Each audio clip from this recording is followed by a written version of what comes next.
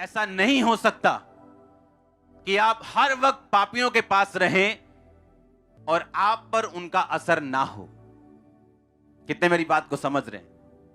अगर लूत अलर्ट होता, अपने परिवार को वहां से दूर ले जाता, क्योंकि अनैतिकता का असर उसके परिवार पर हुआ।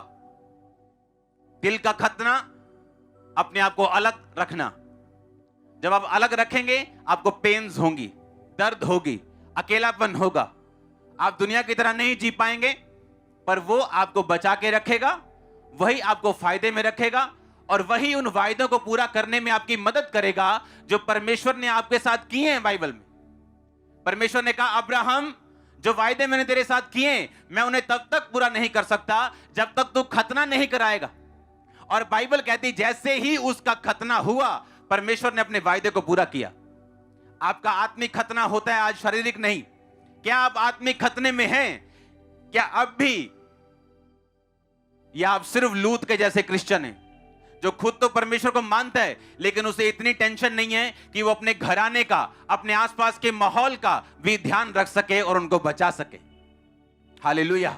अगर आप परमेश्वर की बातों को ध्यान दें, तो परमेश्वर ने एक वचन में लिखा अब्राहम के साथ कि मैं अब्राहम को आशीष दूंगा, क्योंकि मैं ये जानता हूं कि अब्राहम सिर्फ खुद ही नहीं, पर अपने आने वाली जनरेशंस, अपने बच्चों को भी ये आज्ञा देगा कि वो यहोवा के मार्गों के ऊपर दृढ़ और अटल बने रहें। ये कारण था अब्राहम की ब्लेसिंग का। वो खतने में था, ये कारण था अब्राहम की ब्लेसिंग का। जब हम ऐसी संगति में होते हैं, जो लोग मन के खतने से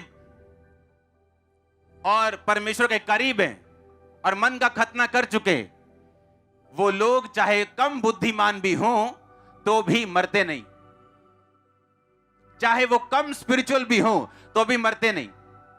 आप जानते हैं, जो अब्राहम और सारा की जो नौकरानी थी, बाइबल कहती है हाजिरा, अब्राहम ने जब उसे निकाला, परमेश्वर ने कहा इन्हें निकाल दे, और अब्राहम ने उसको पानी और रोटी दी और निकाल दिया, और वो एक जगह जाके रोने लगी। और परमेश्वर का दूत उसे पता क्या बोलता है? कहता, मैंने उस लड़के की प्रार्थना सुनी, तेरा रोना नहीं मैंने देखा, तू रो रही मैंने ये नहीं देखा। बाइबल कहती वो इसलिए रो रही थी कि अब मेरा लड़का मर जाएगा। दूत ने कहा, नहीं, मैंने उस लड़के की प्रार्थना सुनी। पता है क्यों? क्योंकि वो लड़का खतना किया, एक फैमिली का हिस्सा था, अब्राहम का एक हिस्सा था। उसे मालूम था अब्राहम कैसे प्रार्थना करता है, अब्राहम कैसे जब दिक्कत में होता है तो क्या करता है, जब मुश्किल में होता है तो कैसे प्रार्थना करते हैं। उसको देखकर उसको प्रार्थना करनी आती थी, और वही उसकी जिंदगी के बचने का कारण बन गई। कितने मेरी बात को समझ रहे हैं? चाहे उस समय शारीरिक रूप से उसका खतना ना हुआ हो, लेकिन वो एक ऐसे धार्मिक परिवार में था जहां उनको प्रार्थना करना और परमेश्वर को प्रसन्न करना आता था। हालेलुया। अगर हम चाहते हैं हमारे वायदे पूरे हों जो खुदावंद ने हमारे साथ किए हैं, तो हमें खतने वाली जिंदगी को बिताना पड़ेगा। और हमारा खतना अब शारीरिक नहीं, बोलो मन का है।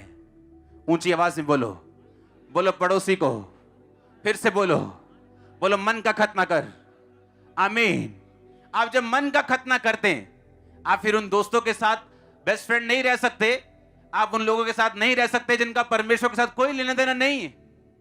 आप अंधेरे के लोगों के साथ संगति नहीं कर सकते, आप उनके बेस्ट फ्रेंड नहीं बन सकते। आपकी एक अलग लाइफ होती। जैसे शारीरिक खतना दर्द वाला होता था, वैसे आत्मिक खतना भी दर्द वाला होता है। लेकिन जिन्होंने दर्द नहीं सही और दर्द के मारे दर्द ना हो इसलिए खतना नहीं करवाया, तब शरीर का और अब आत्मा का या मन का वो लोग कभी सक्सेसफुल नहीं हुए। हालेलुया। परमेश्वर ने आपको सफल होने के लिए बुलाया। उसने आपको फालतू में नहीं बुलाया, उसने अपना लहू फालतू में नहीं बहाया, उसने आपको किसी काम को करने के लिए बुलाया। और ये परमेश्वर का प्लान आपकी लाइफ में पूरा होगा अगर आप मन का खतना करके चलेंगे तो। ऊंची आवाज से बोलो हालेलुया।